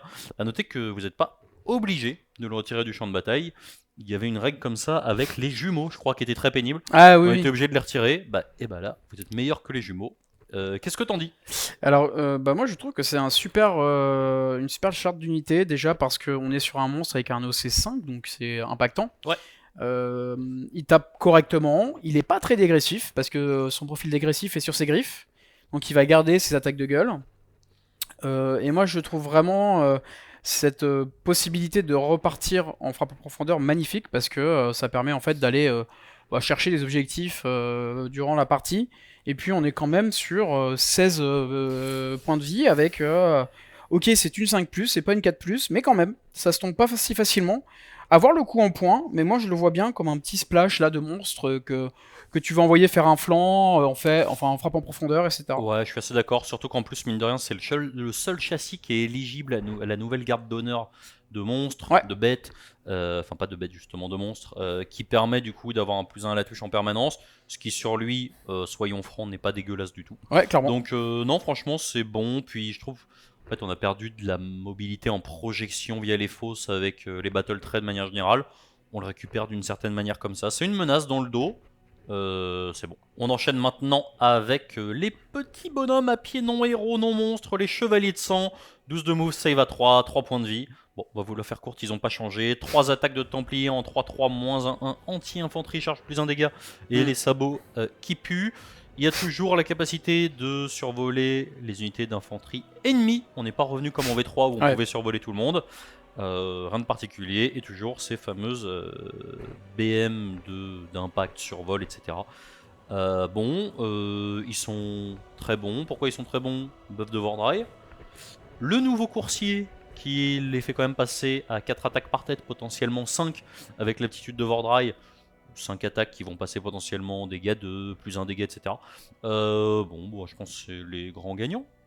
Ouais, c'est un très bon War Scroll qui vient de gagner pas mal de synergie avec des nouvelles entrées et le rework de Vordry. Ils ont toujours leur allégeance pour avoir plus 1 pour blesser. Qui est très bonne, donc en fait, je pense qu'on va très naturellement voir arriver, sûrement au début, beaucoup de builds. Chevalier de sang parce que c'est ce qui paraît le plus évident dans ce nouveau Battle Tome, et parce qu'il n'y a pas beaucoup de changements et qu'en réalité sur le reste on a juste perdu des choses, donc en fait... Oui, puis en plus les Black Knight, alors c'est pas récent, on parle pas des derniers changements, mais ont quand même pris un peu tarif, donc si on a envie de jouer un build Soul Blight offensif, je pense que c'est quasiment le premier choix aujourd'hui. Ils étaient un petit peu chers à l'époque par rapport aux Black Knight qui eux avaient la capacité de revenir, c'est ça surtout qui les rendait extrêmement forts. Ils ont plus cette capacité a priori, ou en tout cas plus de la même manière. Donc c'est fort. On enchaîne avec les Vargeist qui sont des vampires qui n'ont pas changé. 12 de move, 4 points de vie, save à 5, 3 attaques en 4-3, moins 1-2, et une fois par tour pour l'armée, ils peuvent retourner en FEP. C'est une unité un peu bâtarde, je trouve, entre deux, dans la mesure où les petites unités... En fait, ils sont à mi-chemin entre des unités qui tapent et des Fellbats. Sauf qu'en fait, les Fellbats, ça coûte pas cher. Toucher à 4, je suis d'accord, ça s'améliore. Je suis pas sûr que ça soit la cible prioritaire du plus 1 pour toucher. Ouais, tout à fait. C'est pas non plus la cible prioritaire du plus 1 pour blesser. En fait, leur vrai buff, c'est qu'ils ont cette capacité de TP qui a été perdue dans le BT, qui va peut-être les faire revenir un petit peu. Ouais, ça m'étonnerait pas d'avoir une unité pour aller faire soit des flancs, aller gratter des objectifs, pendant que vous allez orienter en fait l'armée adverse vers vos sépulcres. Donc non, il y a des choses à faire, je pense. Ouais, on enchaîne avec les Pure Lames Askurgan, 6 de move, 5 de sauvegarde, 2 points de vie, 1 de score de contrôle. Les Askurgan sont anti-monstres, c'est un petit peu le leitmotiv de cette unité. 2 attaques en 3-3, moins 1-1, crit de touche, anti-monstre, plus imperf. Et les attaques longue griffe et gueule écumante de la bestiole, 5 attaques en 4-3, moins 2-1. L'aptitude en phase de mêlée sur un 4+, en fight last si on est engagé avec l'espèce de loup maudit garou de l'unité. Moins 1 à la touche pour les attaques des monstres ennemis qui touchent cette unité. Et ajouter 1 au jet de touche pour les attaques de cette unité qui cible des monstres ennemis. Bon, on a compris, c'est un anti-monstre. Ouais, c'est un anti-monstre qui a quand même le mérite de pouvoir donner un frappant dernier sur un 4+, dans une armée qui est fragile, donc c'est pas totalement ridicule. On est à 2 PV par tête, 5 modèles, 10 PV. Avoir le prix, ça fait un bon écran. Ouais. C'est un bon écran, très honnêtement, qui fait en plus un petit splash tech pour aller embêter les monstres. Parce que mine de rien, mettre moins 1 touche aux monstres, c'est quand même énorme, parce que les monstres ont tendance à toucher à 4. On enchaîne maintenant avec les grosses bestioles, les espèces de chariots, machines de guerre qui n'en sont pas. Côté Soulblight, Trône de Sabbat et la Machine Mortis. À noter qu'on a perdu la 3ème en route. Donc 10 de mouvement, 12 points de vie, save à 4, 5 de score de contrôle, ça c'est commun. Des profils de close tout à fait respectables, mais là n'est pas le sujet. On va commencer par celle côté vampire, donc le Trône de Sabbat. Les unités de Racle-Mort et Marche-Mort ont une ward à 5 tant qu'elles sont entièrement à 6. Elle a un passif assez intéressant qui permet de faire un redeploy, de prendre un héros Soulblight entièrement à 12 qui va redonner un autre redeploy gratos. C'est chouette, on en avait parlé pour le faire avec Manfred, le combo coûte un peu cher en réalité. Et surtout, une fois par bataille, à votre phase de mêlée, on prend 3 unités vampires entièrement à 12 qui vont avoir plus 1 à leurs caractéristiques d'attaque. Ouais, bon, on commence à avoir des synergies avec, encore une fois, les chevaliers de sang. Ouais, le vrai nerf de cette unité, c'est principalement qu'elle a perdu son artefact, parce que c'est un héros, qui permettait d'avoir l'arto, qui mettait en fight last une fois par partie, qu'elle n'a plus. Donc bon, bah c'est pas grave, on peut pas tout avoir. Et la Machine Mortis avec le fameux reliquaire. Quand cette unité est placée pour la première fois, placez un dé d'énergie emmagasiné à côté d'elle vers un 1, donc on est capé à 6. Quand une unité de Racle-Mort ou Marche-Mort armée entièrement à 12 de cette unité est choisie comme cible de l'aptitude invocation cadavérique, on ajoute D3 au nombre de dégâts pouvant être soignés, donc ça c'est chouette. Et surtout, une fois par tour, à votre phase de tir pour l'armée, donc j'avais entendu parler de build à base de spam de Machine Mortis, c'est pas possible, on jette un dé pour 3 cibles maximum à 10 pouces. Si sur un 3+, on met autant de BM que la valeur du reliquaire qui est à côté, on le repasse à 1. Bon, bah compliqué. Ouais, à voir, le fait que ce soit limité à 1, ça fait qu'on peut pas abuser de la mécanique. Et quand bien même on pouvait le faire, on n'en voyait pas sur table, parce que ça fonctionne pas vraiment. Ouais. Donc pas grand chose à dire. Hein. On attaque maintenant le roi revenant sur coursier elfique. Ouais, nouvelle figurine. Elfique. C'est important. Sur coursier squelettique, 10 de move. Il écoute rien. Il croit qu'il est en train de faire... Mais moi je l'écoute pas. Hein. Il est en train de faire la review, je sais pas moi, il donne dans sa tête. Save à 3 et 8 points de vie, 2 de score de contrôle. Alors lui il rigole pas trop. Hein. Au niveau des armes de mêlée, 5 attaques en 4-3, moins 1 de charge, plus 1 dégât crit mortel. Les sabots qui sont pas bons. Par contre, il a un passif, antique malédiction des tertres. Si une attaque de l'arme relique de roi de cette unité cause une touche critique, l'unité cible devient maudite pour le restant de la bataille. Et elle a moins 1 save jusqu'à la fin de la partie. C'est pas mauvais, hein, vu les stars qu'on se paye. Ouais, faudrait faire les maths, mais 1 moins 5 6e puissance 5. Je pense que on doit pas être loin d'une chance sur 2, mine de rien, de filer un moins 1 save jusqu'à la fin de la partie. On a quand même 8 PV en save à 3. Et enfin, à votre phase de héros, choisissez un objectif ou un élément de terrain en territoire ennemi. Pour le restant du tour, ajoutez un au jet de touche pour les attaques des unités de Racle-Mort ami tant qu'elles sont entièrement assises de cet objectif ou élément de terrain. On n'a pas un mec qui faisait ça en corne là Si, mais c'est en phase de mouvement et c'est entièrement à 12. C'est fou, on croirait que c'est les concepteurs du BT Corn qui ont réinventé cette figurine. Non mais ce qui est bien quand même, c'est que en fait, dans le sequencing avec l'artefact qui permet de mettre un sépulcre, et bien vous allez pouvoir le faire arriver et donc le buffer, puis faire FEP une unité. J'aime bien. Ouais, honnêtement c'est un très bon ajout. C'est un peu le pendant de l'autre concernant les Blood Knight. Oui. Et là, c'est pour la partie Racle-Mort, donc principalement Garde des Cryptes et, désolé, j'ai pas le nom en tête, Chevalier Noir, Chevalier des Tertres, je crois, si je ne dis pas de bêtises. Oui, tout à fait. Bah, il est relativement monstrueux, je trouve, donc c'est cool. Puis c'est une nouvelle figurine, elle est absolument superbe. On passe maintenant au Roi Revenant Piéton. On retourne dans les gens qui n'avancent pas. 4 de move, 5 points de vie, save à 3, 2 de score de contrôle. Lame sépulcrale de l'enfer, 5 attaques en 4-3, moins 1-2. Une fois par tour, à votre face de héros, choisissez comme cible l'unité de raclement ami à portée de mêlée. Sur un 3+, les armes de la cible ont crit de touche pour le restant du tour. Vous verrez pourquoi c'est bon, mais c'est pas monstrueux sur la plupart des unités. Et enfin, réaction, vous avez utilisé une étude de corps à corps pour cette unité. On peut prendre une unité d'infanterie de racle-mort ami qui n'est pas un héros. Elle va taper dans la foulée avec un +1 à la touche. Bon, ce monsieur n'est pas mauvais. Maintenant, sur qui c'est utile? Les chevaliers, enfin les gardes des tertres. Oui, mais Et les pour la squelettes. deuxième aptitude, c'est les unités d'infanterie. Donc on est vraiment sur de la pure synergie avec squelette et Et garde des garde. cryptes. Les gardes des cryptes ont un crit mortal. Donc, dépendamment de ce contre quoi vous jouez, puisque les 6 ne peuvent pas proc les 2.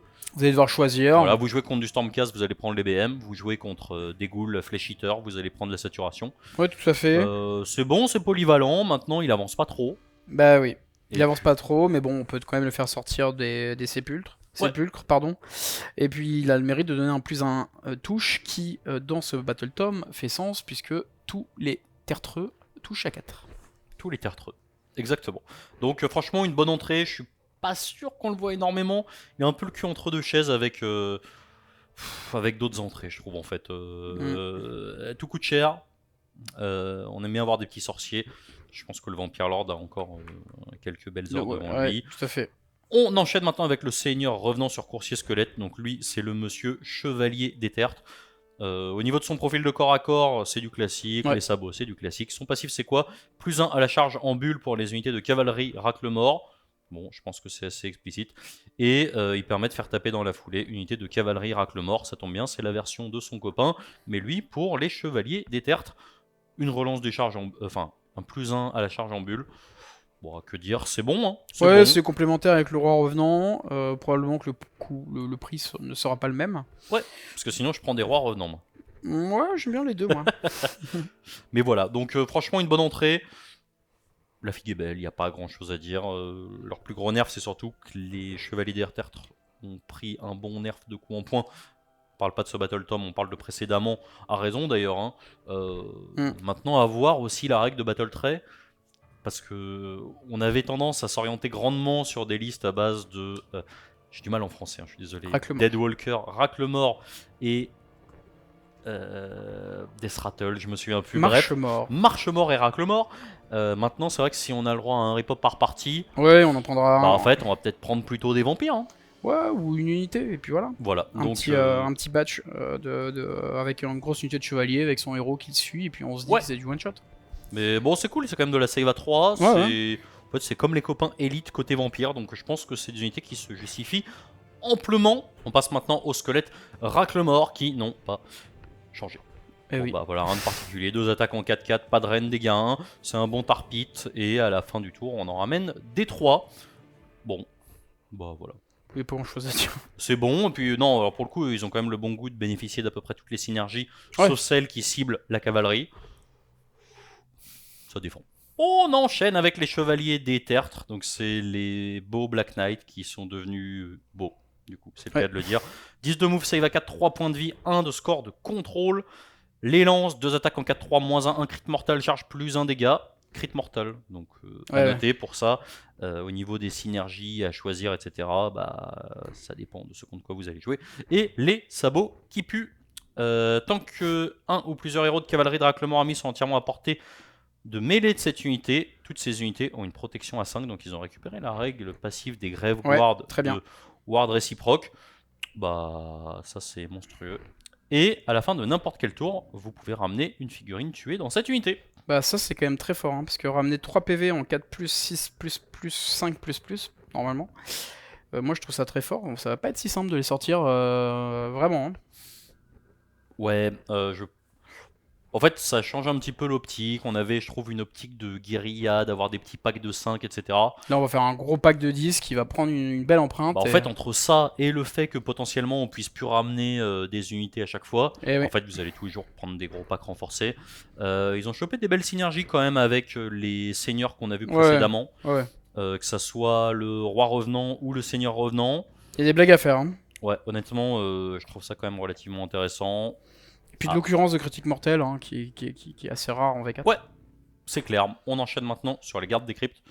Bon, les modèles sont splendides. Ouais, je pense que c'est le truc principal à dire. 4 de move, save à 4, 1 point de vie, 1 de score de contrôle, 2 attaques en 3-3, moins 1-1. Crit mortal et ward à 5 réciproque si on a un héros, seigneur, windman, piéton à côté. Que dire? Ils n'ont pas changé. Je trouve qu'ils ont beaucoup perdu. Alors, ils sont en socle de 32, j'ai quand même l'impression. Non, me dis pas ça. Bah, je sais pas, mais ça y ressemble, non? Je sais pas. En tout cas, je trouve qu'ils ont beaucoup perdu. Pourquoi? Parce que ces mecs-là n'étaient rentabilisés que pour une seule raison. C'est clairement du 32. Hein. Bon. Peut-être un tox, mais je dirais que si le roi revenant a le même socle que le chevalier des tertres, c'est bien du socle de 32. On sait pas. Non mais en fait, je trouve qu'ils ont beaucoup perdu. Pourquoi?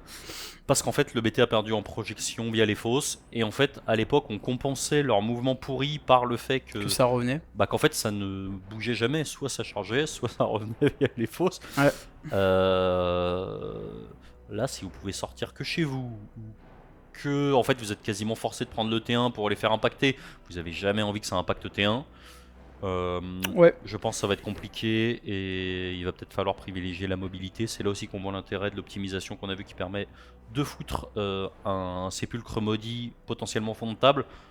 Je trouve que ça commence à faire cher pour un truc qui n'est pas intrinsèquement strictement meilleur que la cavalerie. Après, tu peux aussi jouer la garde d'honneur qui donne plus de mouvement à l'infanterie. Il passe à mouvement 6, c'est pas non plus totalement ridicule. Et à noter que ça reste de la 4+, avec potentiellement de la protection à 5. Donc Ouais. on a aussi, on verra par la suite, la capacité de les faire frapper 2 fois. Oui. À ne pas se méfier en second rideau avec des cochonneries devant. Je pense qu'il y a des choses à faire. Je suis peut-être juste un peu triste en fait. Ouais, je pense que t'es triste parce que moi Voilà. je pense qu'il y a vraiment des choses à faire. On va passer maintenant à ma satisfaction de ce Battle Tom. Nous avons été entendus. Le nécromancien, 5 de move, 5 points de vie, save à 6, 2 de score de contrôle. Un gros bâton avec 3 attaques en 4-4, moins 1-2. Tant que ce nécromancien est entièrement à portée de mêlée d'unité de racle mort ou de marche mort, il a une ward à 4 et on met les dégâts à côté. Et surtout, ils ont changé sa danse macabre de Vanel. Merci. À l'époque, c'était à notre tour 3+, on tape 2 fois. Ce que j'aimais pas, c'était déjà que c'était un 3+, et en plus, c'était en phase de combat, donc on y allait sans trop savoir si on allait pouvoir faire ce qu'il faut. Là maintenant, c'est unité de racle mort ou une marche mort mis entièrement à 12. Sur un 3+.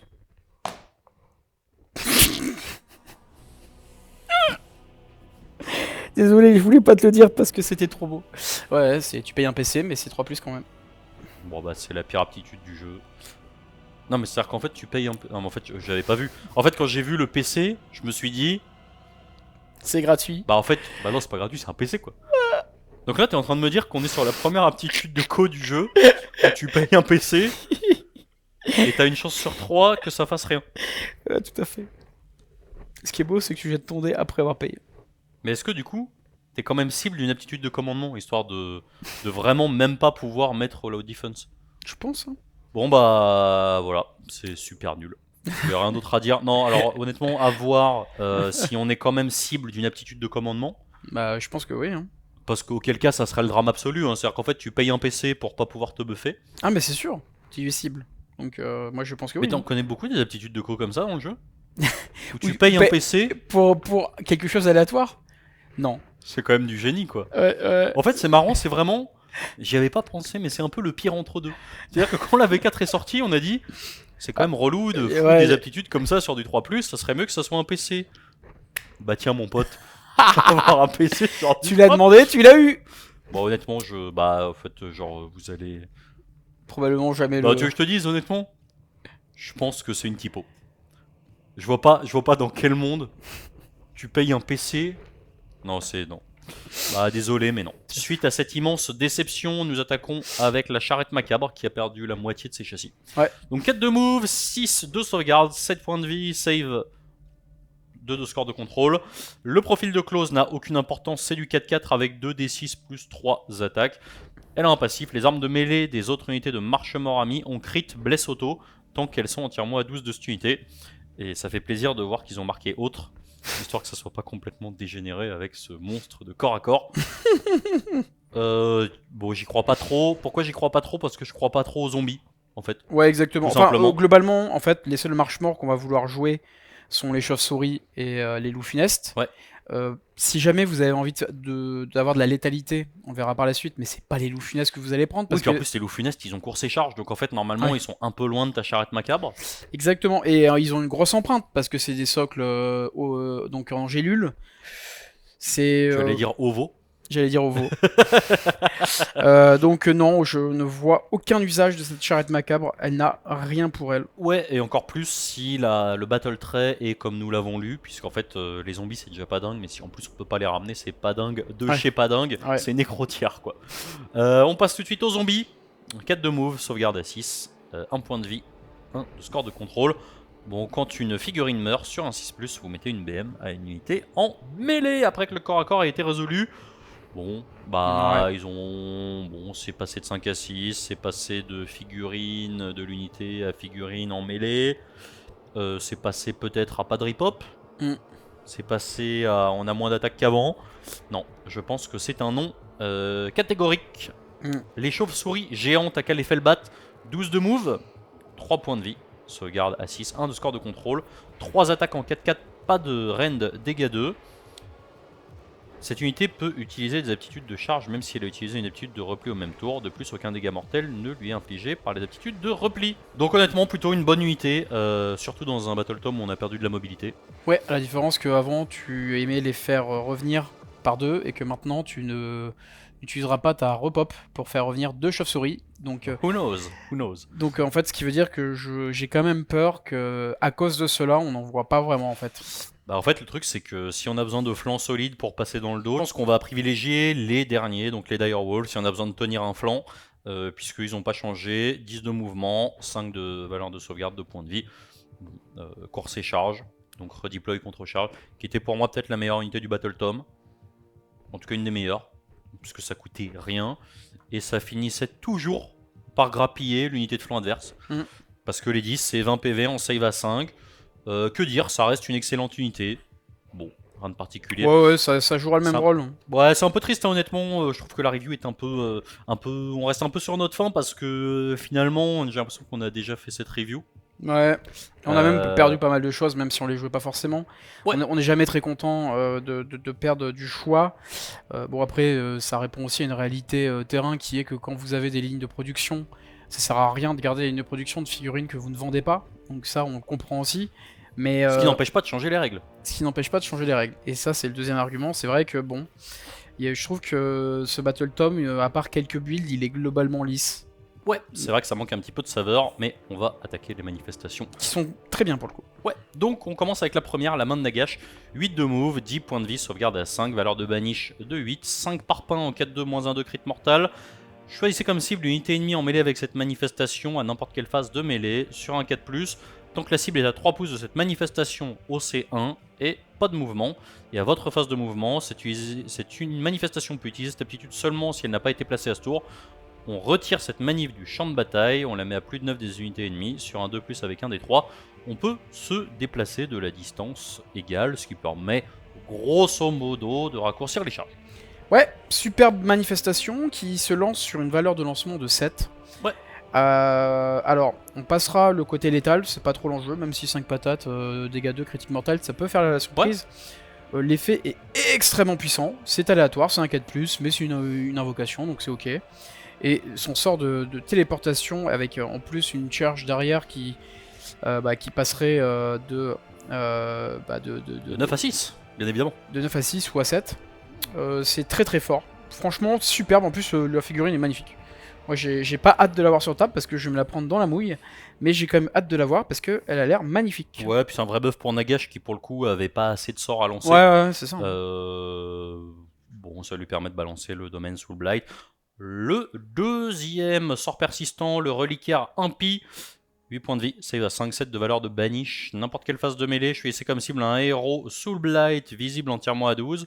On le soigne de D3, ou on rajoute 1 à la caractéristique d'attaque des armes de mêlée de la cible pour le restant du tour. Puis on banish. Bon, je l'aime bien, c'est un espèce de life swarm. En équipe, c'est cool, parce que si vous jouez des gros tons, ça va permettre de libérer un slot de life swarm pour quelqu'un d'autre. Non, moi j'aime bien parce que mine de rien, ça donne une occurrence de D3 soins en plus. Donc, que Nagash n'a pas sur son War Scroll. On pense tout de suite par exemple à Vordry qui en fait va être capable de se soigner de 3d3 par tour si jamais il est une unité, etc.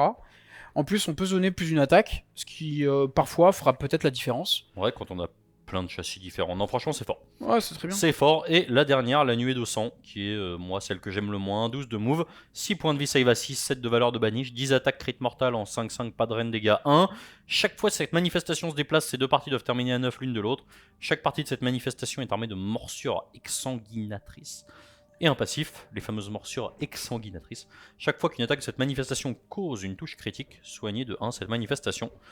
Bah c'est, moi j'aime bien parce que c'est quand même une belle mobilité. Bon, on le prendra pas pour la létalité. Par contre, ça va vous permettre de bloquer en fait. Ouais. Non, mais ça va vous permettre vraiment de bloquer les mouvements adverses parce que ça va vite. Et puis c'est 2 socles et on sait que 2 socles en fait vous pouvez les mettre dans une sorte de cohésion. En fait là, c'est doivent terminer à 9 l'une de l'autre. Donc dès que votre adversaire va avoir des gros socles, bah en fait vous allez juste vous faire en sorte pour lui dire bah en fait là t'as une zone d'interdiction énorme parce que prenons l'exemple d'Archaon, tu ne poses pas ton socle. Donc c'est des bons repoussoirs. C'est des bons repoussoirs de frappe en profondeur ou pour bloquer des gros socles. Ça coûte pas grand chose et en plus ça a le mérite de ça peut vraiment tuer des petits écrans quoi. Donc non, j'aime bien, c'est ok. Ça met des petites BM, c'est chouette. Et enfin, on va passer au décor. Donc le sépulcre maudit dont on vous a parlé dès le début, c'est un couvert infranchissable. 8 points de vie en save à 4. Chaque fois qu'un sorcier sous le Blight lance une convocation du domaine de manifestation de la tombe, vous pouvez mesurer la portée et la visibilité à partir de cet élément de terrain. Bon, skink style pour les slans. Et enfin un passif, chaque fois qu'une figurine est tuée alors qu'elle est à 9 pouces de cet élément de terrain, soignez de 1 cet élément de terrain. Ouais. Bon, je pense pas que ça soit l'aptitude principale de ce truc là. Il est là principalement pour vous permettre d'avancer rapidement avec vos petits piétons qui bougent de 4. C'est un décor qui est sympa, qui pour le coup a le mérite d'être joli. Mais je pense que ce ne sont pas ces règles principales qui sont là. On a donc fini de cette review exhaustive de ce Battle Tom Soul Blight. Mon petit Romain, qu'en dis-tu en tant que joueur Soul Blight historique depuis 5 minutes? Non, bon alors ouais, c'est ça. Donc j'ai jamais, j'ai jamais joué ce Battle Tom, par contre je l'ai énormément affronté et il y a quelque chose que j'ai globalement toujours ressenti depuis les dernières moutures, c'est que c'était très très frustrant. Parce qu'il y avait le sentiment qu'on ne pouvait pas faire grand chose, que votre adversaire en fait n'allait pas forcément gagner, mais par contre allait minimiser le score sans que vous ne puissiez rien faire. Ouais. Et ça passait par quoi? Ça passait par du repop d'unités n'importe où, ou très permissif. Ça passait par du repop en continu à tous les tours. Ça passait par pas mal de ces mécaniques, qui désormais, a priori, n'existent plus. Donc moi, je suis très content là-dessus. Ça sera beaucoup moins frustrant. Après, en termes de puissance de Battle Tom, je demande à voir. Je pense que la partie vampire a vraiment des choses à faire, surtout Vordry qui, à mon sens, actuellement, est totalement fumé. Trop fort. Beaucoup trop fort. Je pense que dans les mains d'un bon joueur, ça va... On dit ça sans avoir le coup en point, c'est dire. Ouais. Mais je pense que même à 6... Enfin, non, j'ai pas envie de dire de bêtises, mais... 500 À 500, ça se réfléchit toujours. Hein. Ah, quand tu vois que les Mortarks sont à 400, 60, non, mais 30, 40... ouais, ils devraient être là, je pense. Non, mais je pense que le build, Vampire 100 va être très très bon. Peut-être trop permissif, parce qu'il y a vraiment beaucoup de choses à faire. Sauvegarde à 3, beaucoup de PV, du soin, etc. Ce que j'apprécie, c'est l'ajout d'un domaine de manifestation qui est quand même cool, avec des belles figurines. Les décors de faction, j'aime bien aussi ce que ça apporte, avec un petit peu de profondeur, avec des artefacts pour jouer avec. Ça rajoute de la profondeur et c'est moins permissif que ce qu'on avait avant. Et sinon, bon, on a des pertes de chartes, mais ça on a l'habitude désormais en V4. Ouais, je trouve que c'est pas le problème. C'est pas trop le problème. Ouais, je me permets de rebondir, mais c'est vrai que sans parler d'échelle de puissance, parce que déjà ça parle pas à tout le monde. Oui. Peu importe, on fait pas tous de la compète, puis même ceux qu'on font, on n'en fait pas tout le temps, ça fait plaisir de faire des parties cool. On a beau être très heureux de recevoir ces produits pour pouvoir vous les faire partager en avance, etc. Voilà, pour moi il y a un truc qui est quand même pas normal. peut pas avoir quasiment un an après la sortie de la version des bouquins qui soit aussi proche des index. Alors, certains indices, comme les typos qui ont été corrigés depuis des mois, nous laissent penser que le time to market est tellement grand qu'il y a un délai énorme. Mais en fait, voilà, on a l'impression, moi en tout cas, c'est mon impression, je pense que vous le voyez, que ça soit sur la chaîne ou même dans vos sacs de jeu, j'ai l'impression que les sorties patinent. Donc suite à cette coupure de caméra qui a essayé de me censurer, je trouve qu'on est vraiment sur une version qui patine, mais pas pour les bonnes raisons. C'est-à-dire que je trouve qu'on n'a jamais eu des core rules aussi bons. Donc ça c'est chouette, c'était une très bonne base pour le lancement de la V4. On était très content au début. Maintenant en fait, voilà, on est à un tiers de la version, c'est ce qu'on disait en préambule tout à l'heure. Et en fait, ça avance pas, quoi. Ça avance pas. Et puis même financièrement, la pilule est un petit peu dure à faire passer. À voir les tarifs à venir pour ces vagues de figurines, mais en tout cas sur les Gloomspite, on était sur des tarifs que personnellement je qualifierais de... Mais ne serait-ce que sur les... Je parle vis-à-de des codes, tu vois. Oui, non mais ça, tu veux avoir ton code, etc. Oui, non mais... en fait, au bout d'un moment, faut quand même réussir à justifier le coût par de la nouveauté, du changement, quoi. Oui, mais ça reste un hobby de passionné avec du modélisme. Mais ce que je veux dire, c'est quand même... Bon... Moi, mon ressenti sur ce Battle Tome, c'est que l'armée sur table va être magnifique. L'armée va évidemment plaire à beaucoup de joueurs, parce qu'on est sur une armée de morts-vivants, de vampires, c'est un thème qui plaît à beaucoup de personnes. La manière dont a été construit ce Battle Tome fait que j'ai un peu peur de l'expérience joueur pour tout ce qui va être racle-mort et marche-mort, parce que je pense que ça va nécessiter pas mal de connaissances, de compétences pour bien faire tourner le Battle Tome. Encore plus maintenant que toute cette mécanique de repop, d'invocation est beaucoup moins permissive. Je pense qu'un joueur inexpérimenté ou très peu expérimenté va avoir beaucoup de mal à tirer l'essence de ce Battle Tome. Ouais. Alors que s'il se dirige vers la partie vampire, mais qui a un autre style tout à fait différent, il arrivera à faire des choses très facilement parce que le power level me semble plus évident. Malgré tout, moi je trouve sympa ce Battle Tome, mais il manque de fraîcheur, il est un peu lisse, et si j'étais joueur historique, probablement que je serais un peu déçu. Ouais, parce que pas beaucoup de changements, puis quand même très proche de l'index, quoi. Ouais. Pour moi, le symptôme de tout ça, c'est on a les mêmes optimisations, on a quasiment l'intégralité des mêmes battle traits, et au final, tu vois, je pensais pas dire ça, mais aujourd'hui, j'attends plus les battle scrolls que les battle tomes, que les sorties de bouquins. C'est quand même un petit peu dommage quand on a son BT de cœur qui ressort, duquel on va avoir, à propos duquel on va avoir pas mal d'attentes. En fait, on n'attend plus forcément grand chose, et puis voilà. Donc, désolé, il y a un ton un petit peu moins enjoué que d'habitude. Ça correspond aussi à notre réalité de joueurs et de clients aussi de games, même si, encore une fois, on a la chance de recevoir ces produits. Ça n'empêche pas qu'on est joueur et hobbyiste avant tout, et que on est forcément un peu déçu de voir que quasiment un an après, on a toujours la même chose dans les bouquins ou les index. Merci beaucoup mon petit Romain. Ouais, merci à toi. On espère que cette revue vous a plu. Si vous voulez nous soutenir les petits potes, n'hésitez pas, vous avez tous les liens en description, le Tipeee, ou faire vos commandes chez notre partenaire My Hobby Place. On vous embrasse et on vous dit salut.